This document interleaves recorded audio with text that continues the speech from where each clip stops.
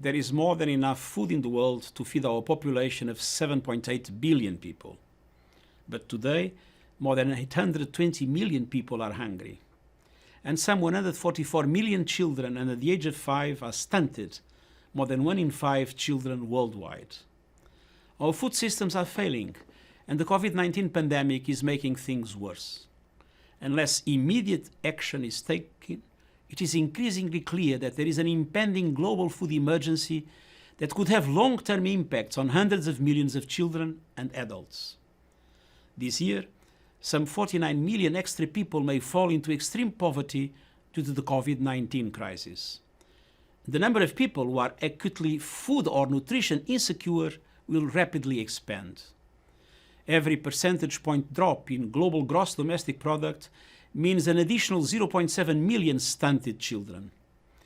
Even in countries with abundant food, we see risks of disruptions in the food supply chain. We need to act now to avoid the worst impacts of our efforts to control the pandemic. Today, I'm launching a policy brief on the impact of COVID-19 on food security and nutrition. It has 3 clear findings. First, we must mobilize to save lives and livelihoods, focusing attention where the risk is more acute.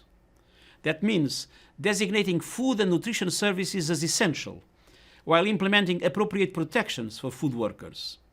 It means preserving critical humanitarian food, livelihood and nutrition assistance to vulnerable groups.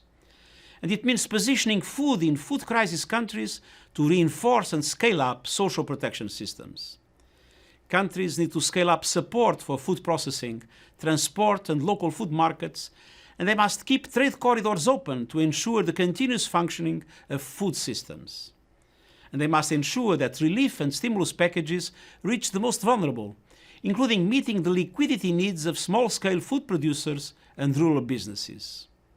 Second, we must strengthen social protection systems for nutrition. Countries need to safeguard access to safe, nutritious foods, particularly for young children, pregnant and breastfeeding women, older people, and other at-risk groups. And they need to adapt and expand social protection schemes to benefit nutritionally at-risk groups. This includes supporting children who no longer have access to school meals. Third, we must invest in the future. We have an opportunity to build a more inclusive and sustainable world. Let us build food systems that better address the needs of food producers and workers. Let us provide more inclusive access to healthy and nutritious food so we can eradicate hunger.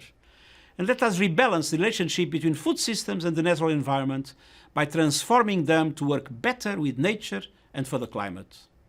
We cannot forget that food systems contribute up to 29% of all greenhouse emissions, including 44% of methane, and are having a negative impact on biodiversity.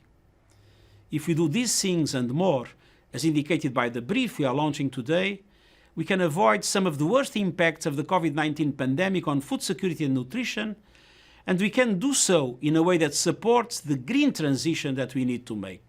Thank you.